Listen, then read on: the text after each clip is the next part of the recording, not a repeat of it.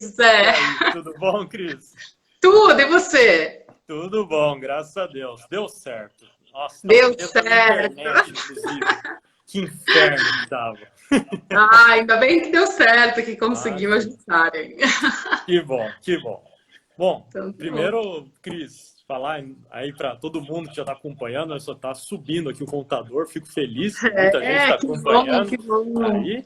E mas agradecer você por ter aceito o convite aí de participar, para a gente debater um pouquinho sobre esse tema, né? Que é coisa bem Imagina. nova, né? Muito nova.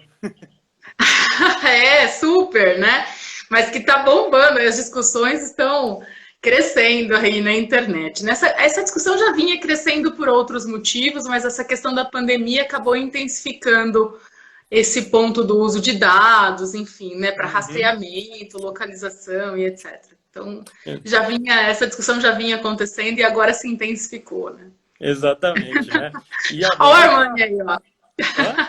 Ah, O é Armani. esquisito. Não, e além disso, para Campinas, que acabou de adotar essa ideia do monitoramento, acabou de fazer a contratação. Eu vi hoje Sim. mesmo a notícia sobre São Paulo, como que está funcionando lá em São Paulo também esse monitoramento aí. Tem algumas questõezinhas meio complicadas, né, que a gente vai ter que debater agora. Super. É? Sim, na verdade, mesmo no âmbito do governo federal, já havia ali uma movimentação nesse sentido de, já Uhum. era ali, estava dentro do planejamento essa Uhum. possibilidade de rastrear, né, ou monitorar ali de alguma forma os dados como estratégia de combate aí ao Covid-19. Sim.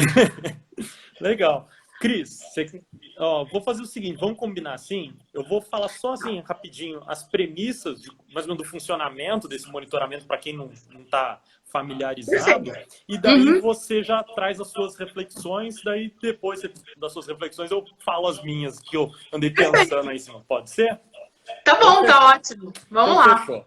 Então, pessoal, para quem aí não está sabendo muito bem como que funciona, o que, que é isso aí, é que algumas prefeituras aí estão, e agora também o governo do estado de São Paulo, né, estão adotando um sistema de monitoramento de celulares. E para qual sentido, qual finalidade? Para saber aí aonde que as pessoas estão para poder aí acabar com as aglomerações. Então eles fazem toda uma forma de controle aí de dados que são fornecidos pelas empresas de telefonia, então Claro, Vivo, Oi, estão todas aí compartilhando esses dados e inclusive tem até notícia que estão compartilhando isso sem nenhum gasto para o governo.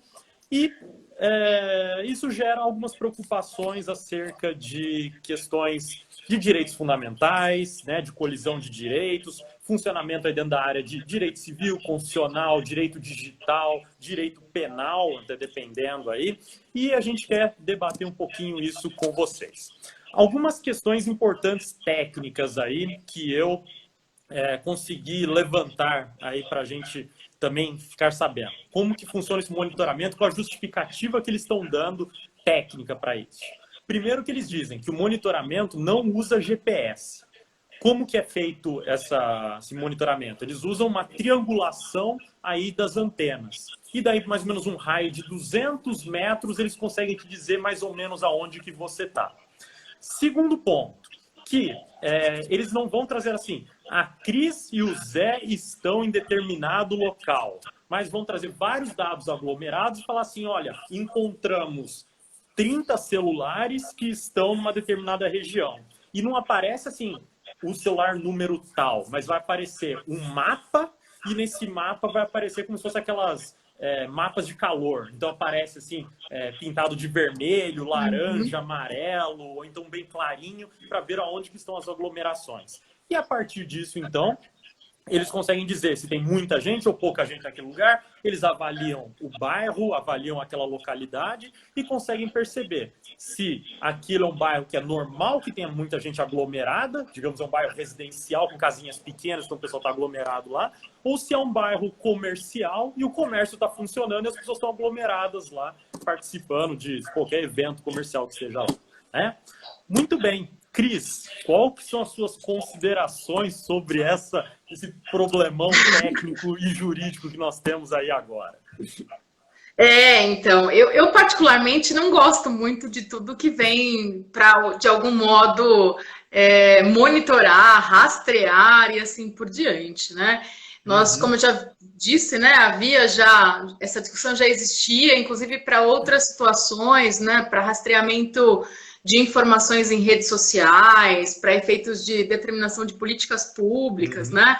Até em editais de contratação de profissionais de comunicação digital, consta ali no estado de São Paulo, no estado do Rio de Janeiro, essa referência a uma das atribuições seria esse rastreamento de informações nas redes sociais. Também tem a questão da monitoração de fake news e agora essa questão do tratamento, coleta e tratamento de dados aí para efeito de verificação, enfim, né, de estratégia de combate à pandemia. Eu uhum, separei aqui algumas considerações para comentarmos e colocarmos aí em debate. Primeiro, uhum, como você mencionou, a gente está lidando aqui com um conflito de direitos, a gente tem a questão da proteção dos dados pessoais versus o interesse à saúde públicos, né? Então, como é que fica isso? É possível chegar num ponto de equilíbrio? Acho que talvez essa seja a principal reflexão aqui de hoje.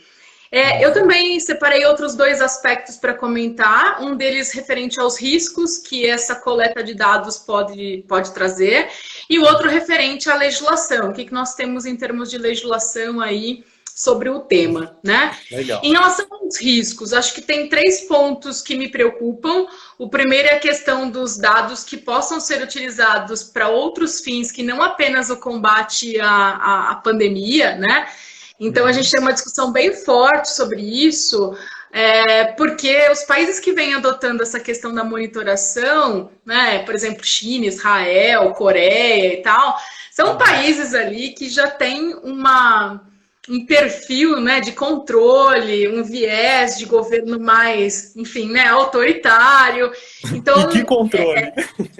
então, Israel, por exemplo, essa mesma tecnologia que eles estão utilizando lá, supostamente para essa questão também da prevenção e combate à pandemia, é uma tecnologia que eles utilizavam para combate ao terrorismo, né? Uhum, Então, causa um pouco de receio, sobretudo em situações de democracias que são democracias frágeis como a nossa, né? Que isso eventualmente possa ser utilizado aí, a forma como for coletado esses dados, os dados que forem coletados, o tratamento, etc., a fiscalização a respeito disso, se isso não pode gerar aí no futuro uma perseguição política, um controle de opinião e outras situações. Nesses países que eu mencionei, China, Israel, Coreia, eles estão utilizando a monitoração do celular para rastrear, isolar pessoas, conter aglomerações e proibir a entrada de pessoas em prédios e transportes públicos, né? Basicamente. uhum. Depois, acho que também vai... Basicamente. basicamente. Só, Só isso, só. só para te isolar. Depois, eu acho que também vale a pena mencionar no período pós-pandemia, né? Se eventualmente esses dados, uma vez coletados, se eles poderão ser utilizados fora desse período, após o término desse período, acho que também é um ponto importante. E principalmente, que é o ponto que mais me preocupa, é a questão da transparência sobre a coleta, o tipo de dado que será coletado e o tratamento desses dados. Como Uhum, o professor José acabou explicando, né, eu só vejo alguma possibilidade de utilização se for utilizado esse sistema de anonimização, né, que a Lei Geral de Proteção de Dados uhum, também menciona, dos dados, que é a possibilidade de desvincular o dado da pessoa, né, titular desse dado uhum, utilizado, coletado, e também os dados agregados, né, que são aqueles dados que não incluem identificação ali pessoal. uhum, Bom, essas são as minhas preocupações. Sobre a legislação que nós temos, né? Na verdade, na minha opinião, a legislação que mais poderia auxiliar nesse momento foi a legislação que o Senado optou aí no dia 3/4 em adiar a vigência, que é a Lei Geral de Proteção de Dados, que eu não entendi, né? Não sei se foi falta de conhecimento ou má fé, não entendi ainda uhum. qual foi o caminho, mas aparentemente, assim, eu achei que soou um pouco estranho essa prorrogação aí da vigência. A Lei Geral de Proteção de Dados estava prevista para entrar em vigor agora em agosto desse ano, foi prorrogado, né?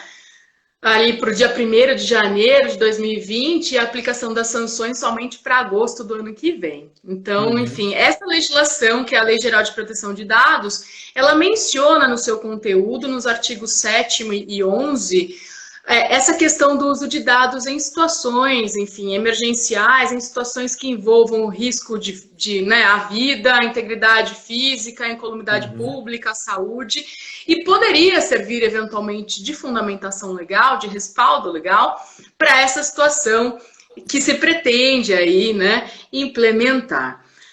Mas só a Lei Geral de Proteção de Dados? Bom, me parece que ela seria ali o respaldo legal mais específico, mas mesmo assim, ainda que ela estivesse vigente, a gente tem também o projeto de lei, que eu acho que o professor José pode até comentar um pouco mais, que é o projeto de lei 179, né, de 2020, que também visa ali flexibilizar algumas dessas leis para enfrentamento da pandemia, dentre as quais a própria Lei Geral de Proteção de Dados. Então, de qualquer forma, não sei como ficariam aí essas questões. Além da Lei Geral de Proteção de Dados, é claro, a gente tem outras legislações, dentre as quais eu menciono a Lei de Acesso à Informação e o Marco Civil da Internet. Essas legislações também vão abordar a questão da privacidade, da proteção dos dados pessoais, e elas trazem princípios de proteção de dados que eu acho que são princípios importantes, né? Finalidade, necessidade, adequação, transparência aí na coleta e tratamento dos dados, e acho que isso é interessante. Bom, acho que para começar... Estamos vendo a mesma coisa aqui, né, Cris? O pessoal entra na live para fazer piada. Presidente da OAB Campinas, uma honra tê-lo aí assistindo a nossa live. E o professor tem uma dificuldade aqui para fazer a barba mesmo, é muito difícil. Estamos quarentena, né? Sabe como é. Obrigado aí, Daniel, por estar presente. E boa noite a todos os demais que entraram aí, desejaram boa noite e tudo mais. Pois é. Então, eu acho assim, em suma, né? A gente tem uma questão de conflito de interesses, evidente, de direitos, né? Estabelecidos na Constituição Federal. A gente tem essa questão dos riscos de como vai funcionar efetivamente essa coleta, tratamento e do pós-uso desses dados. E a gente tem aí, me parece, pelo menos, né, uma legislação que é uma legislação fraca ainda para fundamentar, aí, para embasar essa questão da monitoração. Então, como eu iniciei a minha fala, né, eu fico um pouco receosa todas as vezes que alguém diz que vai ali monitorar, rastrear e utilizar esses dados para tomar algumas medidas, inclusive de isolamento e outras questões, né? Enfim, basicamente. Muito bem, muito bem. Cris, olha, vou dizer para você que eu também compartilho muito das suas preocupações. Aí é um problema aí talvez criado aí pela não vigência da Lei Geral de Proteção de Dados, né? A justificativa que eles deram foi justamente que o prazo que foi dado de vacatio legis era para adaptação das empresas e justo com essa pandemia eles não conseguiram adaptar ainda. Aí eu acho meio difícil, uma justificativa meio complicada, não sei se envolve um pouco de má vontade também de muitas. Sim. Acredito que realmente tenha aí algumas empresas de tecnologia que tenham dificuldade para a implementação dada a complexidade tecnológica das suas atividades, mas tem muitas outras aí que é a má vontade, porque sabe que mexe com muitos dados sensíveis aí, que vai trazer problemas para elas, porque vai sair muita coisa da caixa de Pandora lá, né? Então foi uma pressão, na verdade, né, das empresas mesmo, para que não entrasse, para que fosse prorrogada aí a vigência da legislação. Só que justamente nessa situação de pandemia, uma outra preocupação que surge é que o Estado não vai tomar essas providências sozinho. Como você mesmo mencionou, ele está ali movimentando as operadoras de celulares, enfim, empresas privadas, né? Então, essas parcerias com empresas também me preocupam profundamente, sobretudo quando a gente vai trabalhar dados pessoais, né? Sim, eu acho até o problema que a gente tem já do setor empresarial no lobby, né? Que a gente sempre vê o lobby como aquele aspecto ruim, e de fato, se a gente for ver a histórico brasileiro, ele acaba sendo ruim, né? Mas deveria ser a ideia do direito administrativo até americano. O lobby, ele é claro, ele é público, todo mundo pode assistir, pode participar, né? Então você faz uma reunião pública com o parlamentar, você sabe a hora que ele vai lá receber o lobby. Então, eu acho que facilitaria muito, em vez de ficar com esse negócio de gabinetes fechados tendo reuniões. Né? Então, seria uma forma aí de, pelo menos, amenizar. Mas aí já é outro problema sério que a gente tem. Né? O que eu vejo também de problema aí na LGPD, daí, vamos dizer assim, imaginar, digamos, que se ela ainda tivesse vigente. Né? O problema isso que eles estão fazendo, esses dados que eles estão utilizando para o monitoramento, será que são dados pessoais mesmo? Porque aqui eu pego até a definição dada pelo artigo 5º, inciso 1º, e que depois até vou comentar uma outra norma, que é o Tratado Internacional que o Brasil assinou com a OMS de medidas sanitárias internacionais que têm que ser tomadas, que usa a mesma definição, igualzinha. Fala que dado pessoal é uma informação relacionada à pessoa natural identificada ou identificável. E não sei, eu penso assim, eu sempre tenho aquela visão um pouco mais pessimista do jeito que a gente trabalha com dados e como que a gente faz o controle das coisas.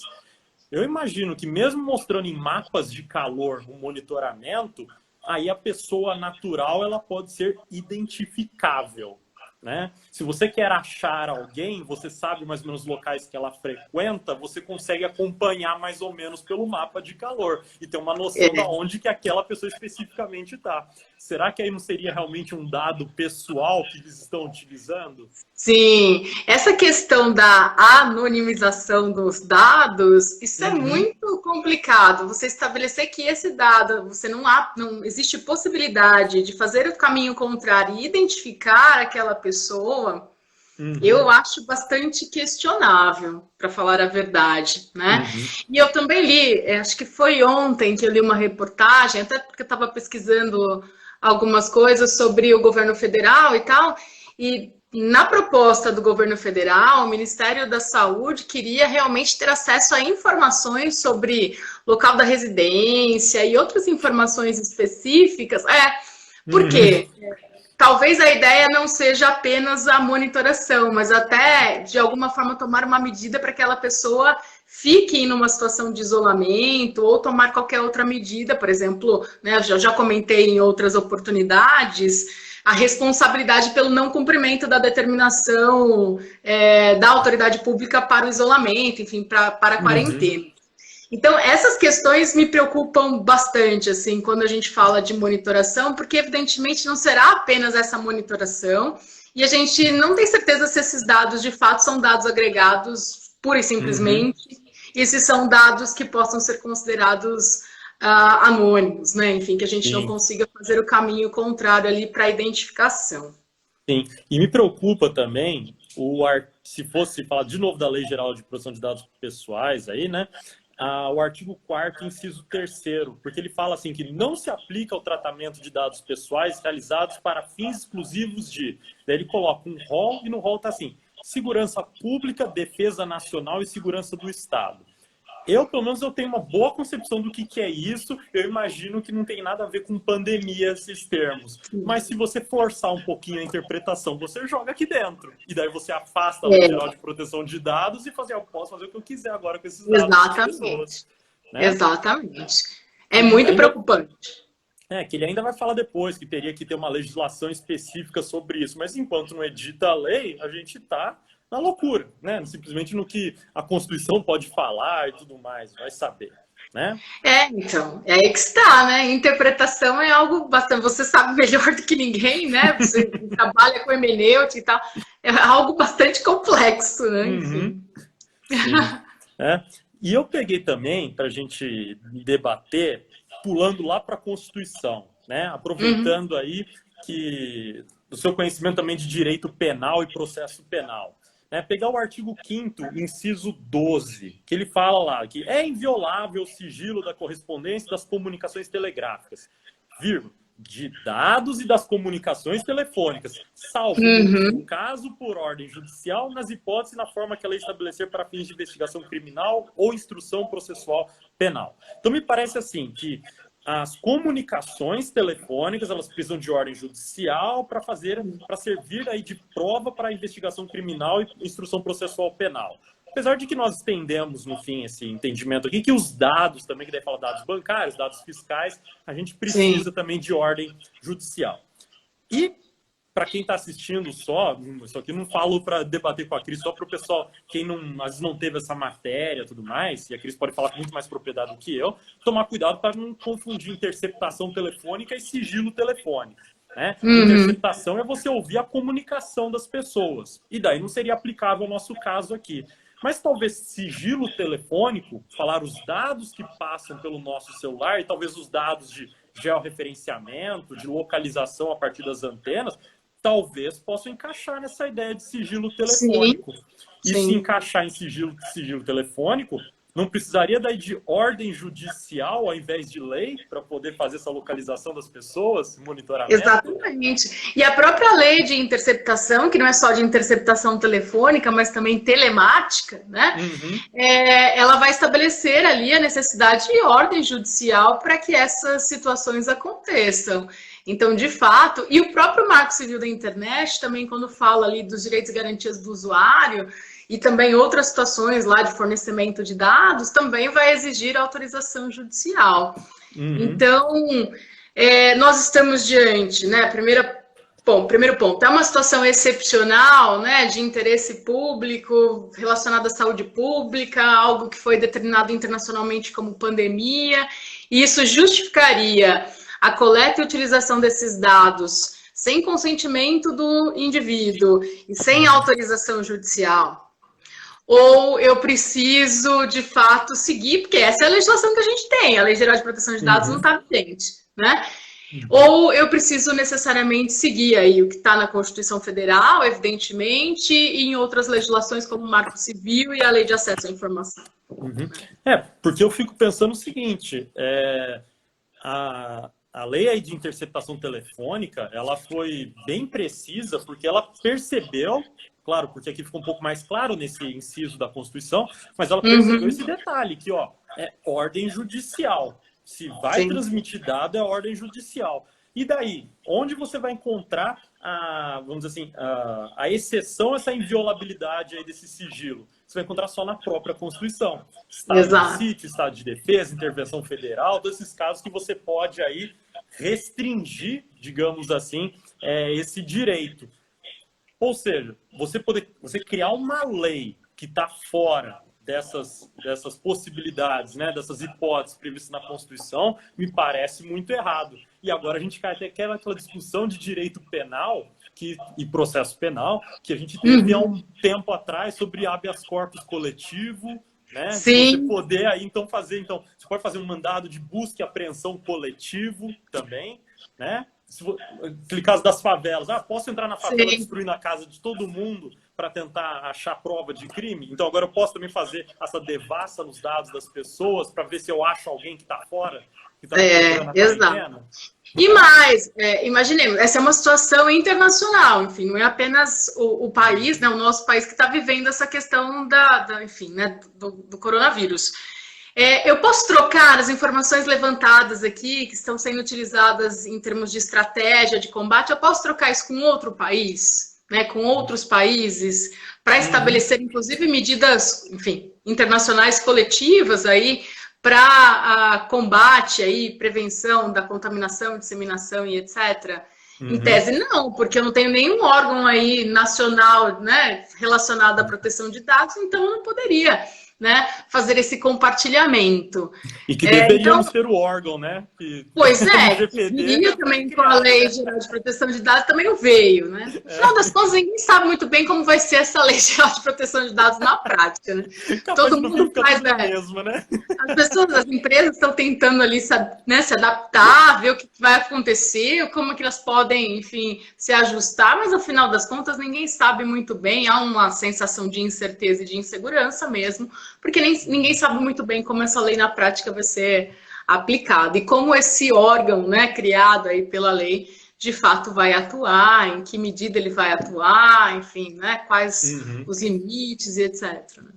Aliás, aqui até está participando com a gente aqui o José Augusto Prestes. Eu fui estagiário dele que legal! há uns bons anos atrás aí. E ele está participando, ele até falou aqui do Senacom, do Ministério da Justiça, aqui, né, do MJSP, e que está atuando isso daí. Boa dica. Ele é também especialista em direito digital, entende de contratação. Que legal! Entende pra caramba. Então, é uma boa contribuição. Aliás, Zé Augusto, um dia a gente pode fazer aí uma live nós três aí para debatermos, porque ele também tem bastante aí. Tá? Já está pré-convidado. Ah, ótimo, será demais, muito legal. E uma coisa que daí, então, já que a gente puxou para esse lado internacional, então vou até já puxar esse ponto, que eu dei uma olhada nesse regulamento sanitário internacional que foi assinado pelo Brasil. Esse regulamento, na verdade, é de 2005, se eu não me engano, mas só foi incorporado no Brasil, olha só, em janeiro de 2020. Nossa! O timing, né, que isso aí foi incorporado. Providencial. E daí ele traz alguns conceitos bem interessantes, porque primeiro ele fala no artigo 1º, que traz definições, fala de vigilância. O que significa vigilância?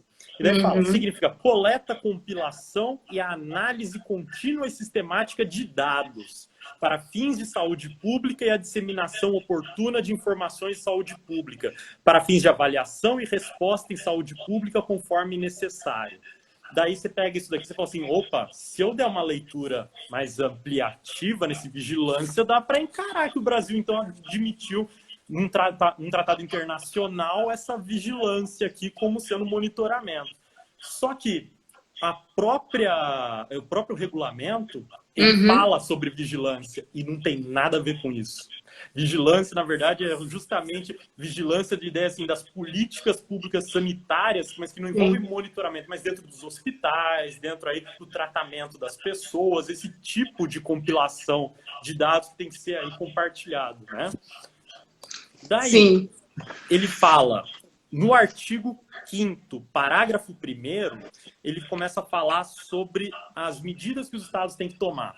E fala assim, cada estado-parte deverá desenvolver, fortalecer e manter o mais breve possível, no tardar, dentro de 5 anos, quero ver o Brasil fazer isso em 5 anos, né, a contar da entrada em vigor deste regulamento para este estado-parte, as capacidades para detectar, avaliar, notificar e informar eventos de acordo com este regulamento, conforme especificado no anexo 1º. Aí aqui já começa a pensar uma ideia de, opa, então aqui eu posso pegar dados e utilizar aqui para informar o mundo como está funcionando e trocarmos essas experiências que nem você tinha trabalhado aquela ideia. Sim, Aí a gente vai lá para o artigo 45. Artigo 45, sabe qual é o título? Tratamento de dados pessoais. Aí você fala assim, pronto, vamos lá. Né? Parágrafo 1º, ele só fala que tem que ter tratamento de dados pessoais e sigilo para eles nas informações de saúde. Daí você fala, pronto, está fora essa questão de monitoramento de celular. Daí você olha para o parágrafo 2º, que é mais amplo. E ele fala assim, possibilidade de revelação e processamento de dados pessoais, quaisquer que sejam, quando for essencial para os fins de avaliação e manejo de um risco para a saúde pública. E daí fala, o processamento deverá ser de modo justo e legal, sem processamentos desnecessários e incompatíveis com o propósito. Adequados, relevantes e não excessivos em relação a esse propósito. Acurados e conservados apenas pelo tempo necessário. Ou seja, parece que nesse artigo 45, parágrafo 2º, que ele dá uma abertura para esse monitoramento. Sim, né? sim. Se ele fala essa possibilidade de revelação de dados pessoais aqui. E aí, se eu puder fazer uma reflexão aqui meio louca que eu pensei hoje à tarde, né, que me veio essa ideia, aqui a gente pode pensar talvez naquele mesmo funcionamento da questão dos tratados internacionais de direitos humanos não aprovados pelo quórum qualificado. Ou seja, se a gente admitir então, que o Regulamento Sanitário Internacional é um tratado internacional de direitos humanos, me parece que chega muito próximo disso, porque está falando de direito à saúde, então a gente tem um tratado que é infraconstitucional e supralegal. Ou seja, está naquele meio que nem está a Convenção Americana de Direitos Humanos. E se ele está lá, ele teria, em tese, eficácia paralisante sobre todas as normas infralegais.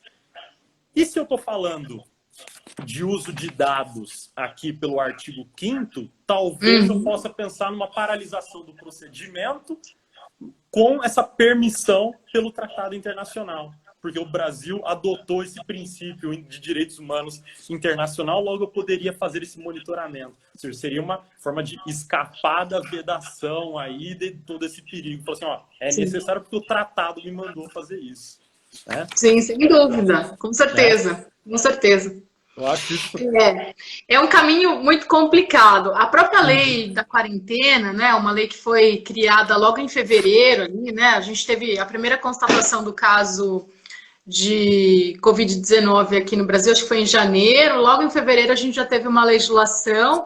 A declaração de pandemia só aconteceu em março mesmo, né? Uhum. Mas a gente já tinha uma legislação em fevereiro que trata, que ficou conhecida como a Lei da Quarentena, foi a primeira legislação que surgiu, e ela também tem uma referência ali a uma série de medidas que podem ser tomadas pela autoridade sanitária, dentre as quais a obtenção de dados, registros e informações sobre tratamento das pessoas suspeitas ou efetivamente ali, contaminadas com o Covid-19, que também é uma situação de discussão ali, de obtenção de dados, enfim, né? Que na legislação ela é respaldada por essa questão da saúde pública, do interesse público e tudo mais, mas também é uma medida ali bastante questionável, me parece. Sim, né? Ele fala de... É curioso, porque eu até peguei aqui, é o artigo 6º, caput, parágrafo 1º, né? A leitura combinada dos dois, que ele fala assim que é obrigatório o compartilhamento de dados entre os entes federados e os órgãos públicos, né? Ligados a ele, e também obrigando as pessoas jurídicas de direito privado quando solicitados por autoridade sanitária. E daí, os dados essenciais, a identificação das pessoas infectadas ou com suspeita, e daí que é o detalhe, né, que a gente espera que eles cumpram, com a finalidade exclusiva de evitar a propagação. Mas daí, da mesma maneira, dá aquela abertura, aquela porta, aquela janela para falar assim, olha, então eu chamo a Vivo, pessoa jurídica de direito privado, eu, autoridade sanitária, e falo assim, me compartilha esses dados aí para eu poder monitorar o pessoal, porque eu quero evitar a propagação. Né? O que me parece é que é tudo muito genérico, a gente não tem... Qual é a ação de combate específica? Qual é o objetivo determinado? Enfim, é genérico. A gente está querendo ali monitorar para combate à pandemia. Mas me parece que falta ali algo que demonstre efetivamente a necessidade, qual o tipo de dado, qual é a finalidade. Como eu mencionei ali os princípios que regem a proteção de dados, né, e previstos nas nossas legislações, algumas já vigentes, inclusive... me parece que a maior dificuldade que nós temos além de não ter a Lei Geral de Proteção de Dados ainda vigente, é o fato de que tudo é estabelecido de forma muito abrangente e genérica. E é isso exatamente que me causa ali um pouco de receio sobre como será conduzida essa questão da monitoração, né? Sim, aliás, até você falou assim, dessa questão de ser um exagero e tudo mais, eu até pensei que a gente tem uma questão de análise também de proporcionalidade que pode ser levada, e daí não já falar de proporcionalidade, adequação, necessidade, proporcionalidade no sentido estrito para usar já o Alex logo de cara, assim, porque também é jogar muito coringa, né? Então aí você também pode brincar do jeito que você quiser aqui, né? Mas tem uma teoria alemã que eu acho que é muito interessante que dá para usar aqui, que é a questão da proibição do excesso, né? Eles chamam de teoria ou princípio de proibição do excesso. E que daí, então, é você verificar se a medida tomada, daí eles falam isso na Alemanha mais para o legislador, mas a gente pode pensar aqui também para o administrador público no seu ato administrativo, né? Se essa medida, então, vai além do necessário e acaba ferindo direitos fundamentais, né? Daí eu não sei falar aqui o alemão, não aprendi alemão, mas isso aqui é Übermaßverbot. Daí quem sabe falar a entonação correta aí... Übermaßverbot, eu não sei o que é, só que é de Uber, porque eu tomo Uber também. Então, acho que também seria interessante pensar isso, se a medida também não é excessiva para acabar com aglomerações, né? Se é necessária tomar essa medida aí, se não tem alguma outra medida menos gravosa, menos cara, se bem que agora falar de preço é difícil, porque eles estão colaborando gratuitamente, né? Sim, mas menos invasiva, então, digamos assim, para isso. Né? Então, acho que isso é bastante complicado aqui. Né? Vou aproveitar, puder aqui, Cris, a Letícia fez uma pergunta interessante aqui, ó. Profs, como fica o direito de ir e vir em tempos de pandemia? Aqui é a grande relativização, tá? Exato. Assim, o que eu entendo, né, daqui do problema do direito de ir e vir, não existe direito absoluto, todos são relativos. Exatamente. Então, a gente tem várias medidas aí, estatais, inclusive de relações jurídicas que nós temos com particulares, que nos impedem o exercício absoluto do ir e vir. E principalmente numa situação de declaração de estado de calamidade pública, até depois quero falar um pouquinho disso com a Cris também, né? Declarada a calamidade pública, visto uma situação de emergência, aí, uma situação então mais complicada, é possível fazer uma relativização maior, né? Você, então, pelo poder público, no seu poder de polícia, poder aí impor medidas mais drásticas, restringindo um pouco os direitos, não os eliminando, né? Abolindo, mas Sim. pelo menos por um tempo, uma necessidade aí. Não sei se a Cris tem mais alguma nós coisa. estamos realmente num período de relativização ali de alguns direitos, enfim, em virtude dessas circunstâncias. Então, eu tenho o mesmo entendimento. Acho que nenhum direito é absoluto e que, nesse momento, em virtude das circunstâncias, é possível restringir. Sim, já estamos, né, sofrendo aí diversas restrições em relação ao direito de ir e vir para uma tentativa aí, né, segundo o poder público, de contenção dessa disseminação aí do vírus, né? Então, eu tenho o mesmo posicionamento. E é curioso que, daí já puxando para essa parte da estado de calamidade pública, porque se você pegar o decreto 7.257, que fala sobre calamidade pública, o que seria isso e tudo mais, ele primeiro dá um conceito de calamidade pública, ele fala assim, situação anormal provocada por desastres, causando danos e prejuízos que impliquem o comprometimento substancial na capacidade de resposta do poder público do ente atingido. Você fala assim, legal, então, claro, explodiu tudo, está na hora de fazer alguma coisa. Só que você vai ver as medidas de calamidade pública, é isso que me deixou assim, em dúvida na hora que eu vi. Que se você for ver as medidas, elas são basicamente de direito financeiro. Elas são praticamente, olha, União, me dá dinheiro para eu poder realizar as obras que eu preciso aqui, dá algum tipo de moratória, fazendo aqui uma equiparação aqui, mas um tipo de moratória para eu não ter que pagar alguns tributos aqui, eu não ter aí que arcar com alguns gastos. Ou seja, parece que estado de calamidade pública, quando decretado, ele falaria só de direito financeiro. E o que a gente está vendo, na verdade? Nem está falando de parte financeira, a gente está falando de um monte de medida restritiva. Que é estranho, Sim. né? Parece uma coisa meio estranha. Não sei, né? Tem gente que realmente está se importando com essa questão financeira, né? Acho que essa questão econômica pesa aí também um pouco, né? Mas, e a economia? E a economia, como é que fica, né? De fato, não há uma preocupação com outras questões, né? E isso só demonstra também, aí pegando o gancho, o quanto nós estamos despreparados para situações emergenciais como essa, né? Isso só demonstra aí, e assim, isso não é uma exclusividade do Brasil, outros países também tiveram aí dificuldades no enfrentamento, né? Enfim, e alguns sofreram bastante as consequências disso, como a própria Itália, a Espanha e outros países.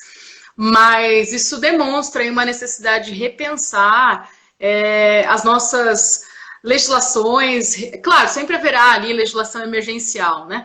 Mas uma necessidade de repensar, inclusive, nossa estrutura, as nossas políticas, a forma como lidar com situações como essa. Sim. A nossa legislação não é uma legislação, me parece, né, essa é a minha opinião, que seja suficiente para lidar com situações como essa, que nos pegou aí, né, de surpresa, né, praticamente.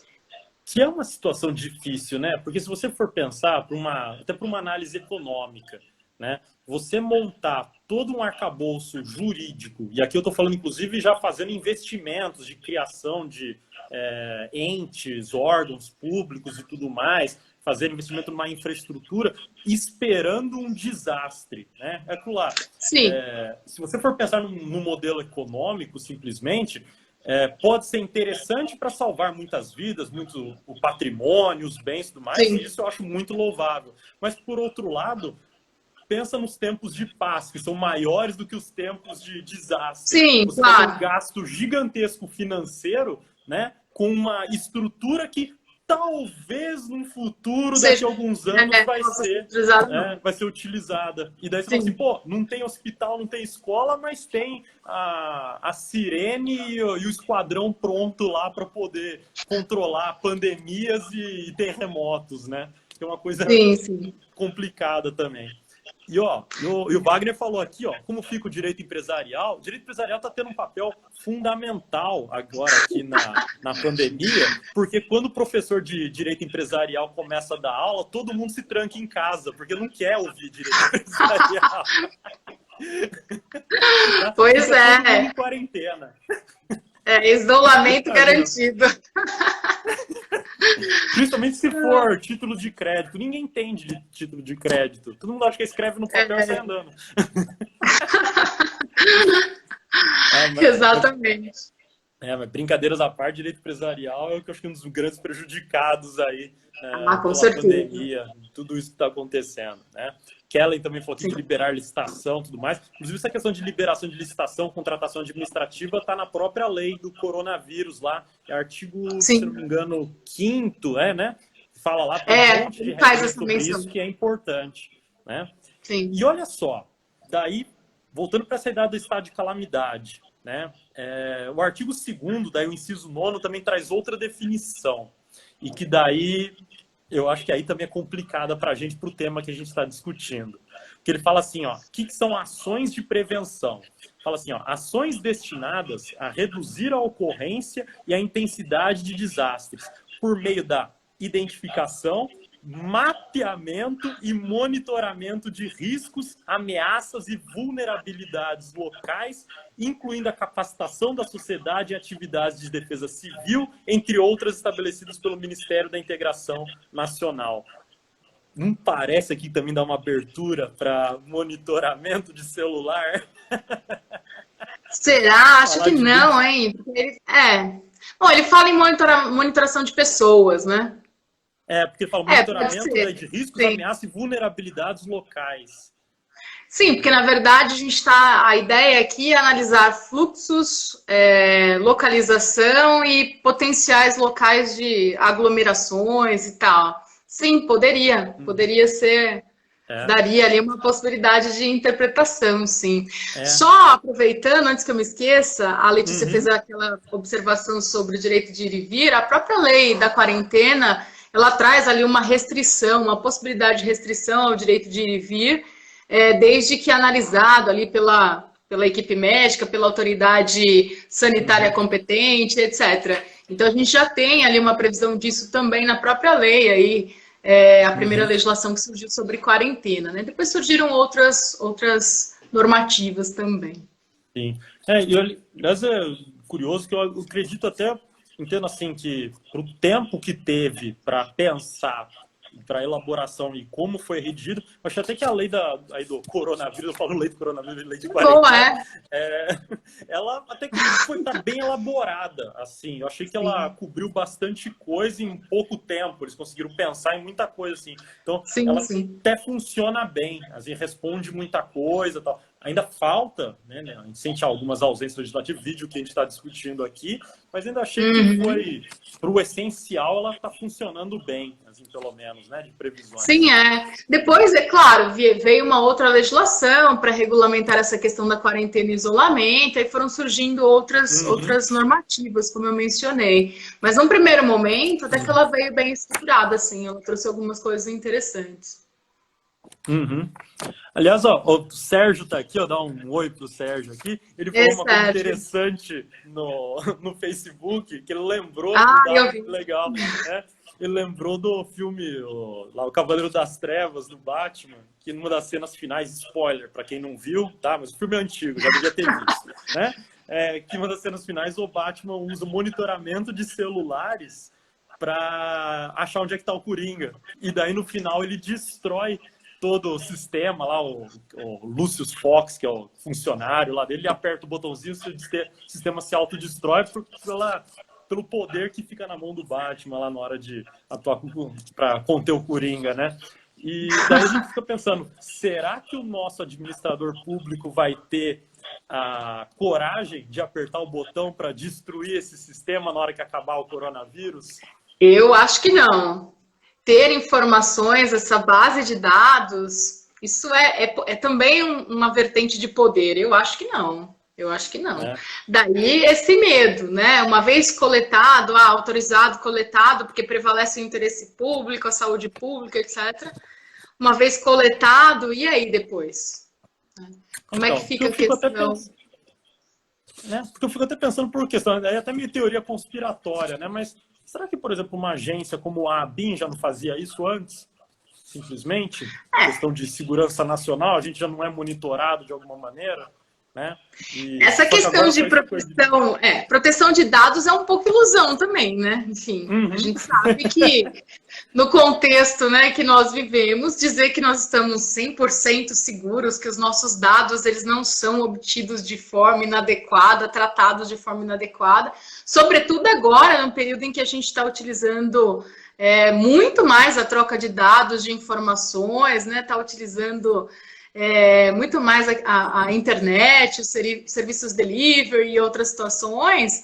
Nesse contexto, dizer que nós temos ali uma proteção total também é ilusão, né? Mas, enfim, é claro que quando isso parte do próprio Estado, né?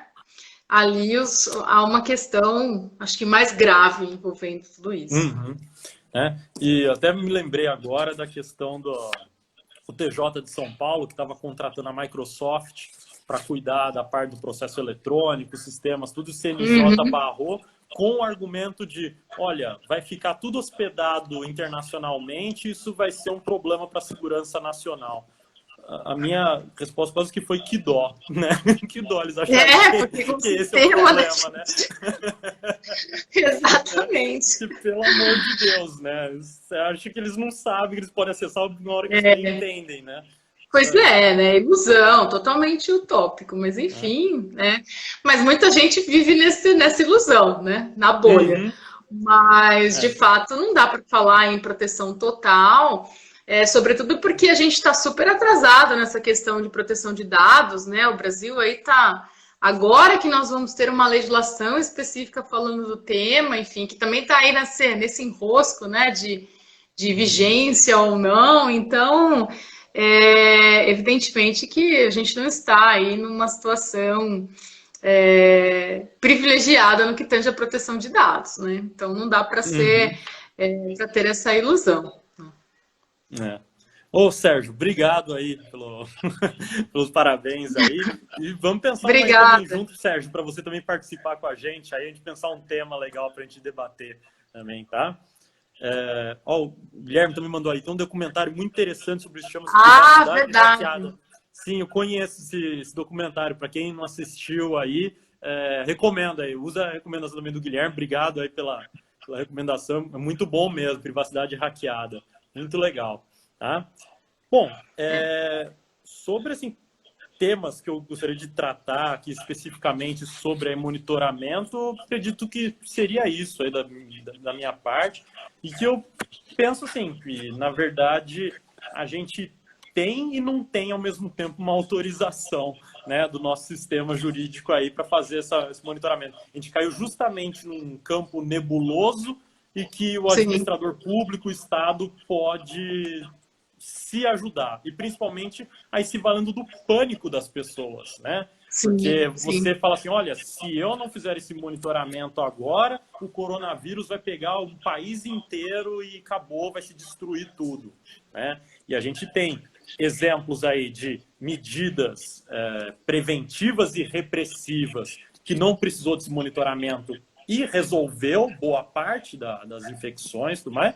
E a gente tem exemplo contrário também, das mesmas medidas que não deu efeito quase que nenhum, né? Vídeo Itália, vídeo Estados Unidos, do jeito que está, né? E parece que o que está tendo de recomendação não está servindo o suficiente para pelo menos conter, não acabar, mas pelo menos conter um pouco a subida aí das mortes e das infecções, né? Sim. De minha parte também, eu acho que eu já fiz as considerações, acho que é sempre importante frisar que, em termos de legislação, a gente tem uma situação bastante frágil aí, né, no que tange a viabilização dessa monitoração. Acho importante pensar aí, sobretudo, na determinação específica, né, de qual é o objetivo. Como eu mencionei, tudo é muito abrangente, tudo é muito genérico, então acho que é importante estabelecer qual é a ação de combate, qual tipo de dado que será obtido, o que será feito efetivamente. Então, acho que a síntese de tudo isso, no que tange ao tratamento de dados, coleta e etc., é a questão da transparência. Eu acho que o poder público acaba transferindo ali a segurança para os indivíduos sobre a coleta desses dados, se ele for transparente, se ele for objetivo nas medidas que de fato serão tomadas. Então, acho que essa questão da transparência, da finalidade, da necessidade, da adequação, enfim, esses princípios, eles de fato precisam ser observados caso se opte por utilizar esse caminho aí como uma estratégia de combate. Né? Talvez repensar aí, até estava pensando agora com a sua fala, né? Repensar talvez o significado do que é dado, efetivamente, o que são os dados, e falar assim, não talvez mais nesse rol exemplificativo ou esse conceito jurídico indeterminado. Né? Eu sei dos problemas, não ignoro os problemas de colocar um rol taxativo para dados, que pode deixar alguma coisa de fora. Mas talvez seja assim, uma reflexão conjunta, um aprofundamento de pensar o que são esses dados, porque a gente sabe muito bem, por exemplo, de dado bancário, dado fiscal, dado telefônico, isso aí a gente colocou praticamente um rol taxativo. E fica simples de perceber o que tem que ter sigilo, o que não tem, quando não pode quebrar. Talvez pensar isso dentro de um contexto de informática e, pensando nisso, pensar nos reflexos patrimoniais, que talvez aí eles se misturem bastante nessa questão, e também, talvez, se repensar direitos da personalidade.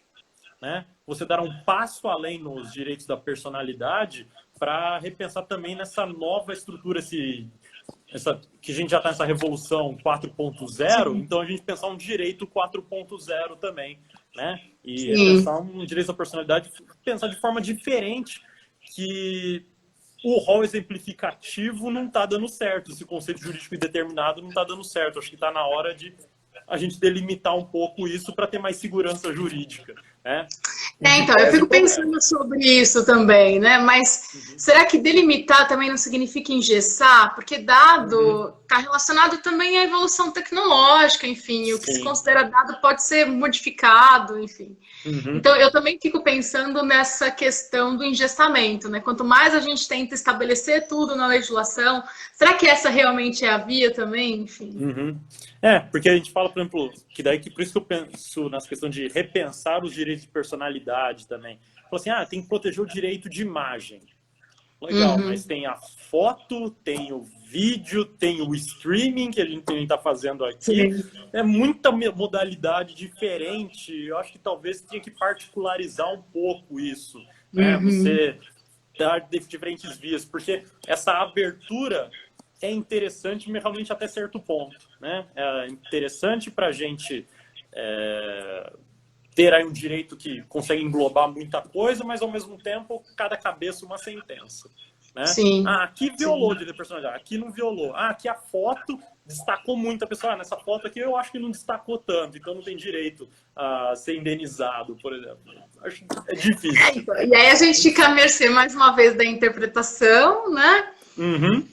E de situações que muitas vezes são situações também mais técnicas, então demanda também um conhecimento de informática e tal, do julgador, e isso também pode ser algo complicado, né? Enfim, a gente tem várias coisas para refletir aí. Deixa eu dar uma boa noite aqui para Janaína. Janaína Tomazevici, professora da Faculdades Integradas Campos Sales, aí, super civilista aí também, tem direito de família pra caramba, tá? Ela lançou um livro interessantíssimo estudando aí o divórcio, o desenvolvimento histórico do divórcio, sobretudo na jurisprudência. Recomendo muito aí pro pessoal aí, quem quiser, quem estiver acompanhando também. Quem quiser se divorciar. Quem quiser se divorciar. Legal. Cris, eu não vou falar que era aquela frase de membro de banco, né? Estou satisfeito, né? Estou muito satisfeito.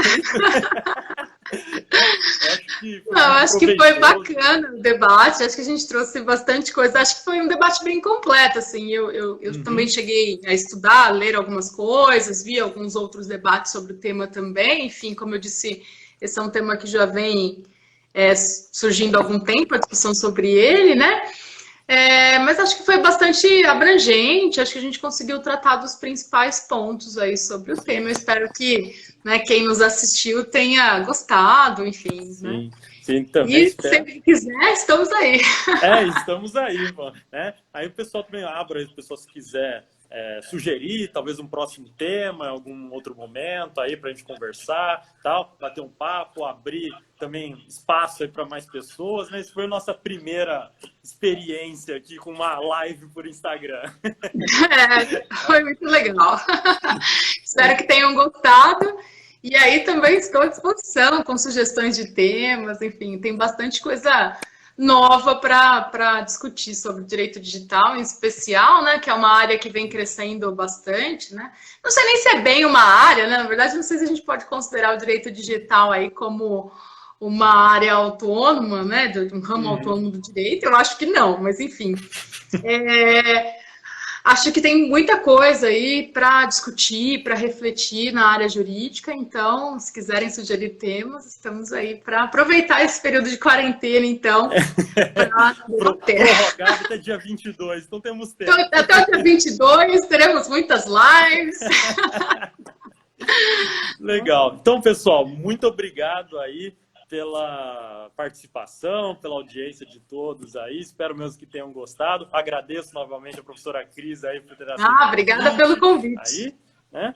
E então, até a próxima a todos. Imagino que a live fica salva aí. Fica 24 horas, né? Vai ficar 24 horas. Só. Então, tá... então, quem perdeu aí tem 24 horas para assistir. Então, pois é. Gente, muito obrigada e até a próxima. Obrigada pelo convite, Zé. Até mais. Valeu, gente. Até mais. Boa noite. Tchau, tchau. Obrigado. Boa noite. Tchau, tchau.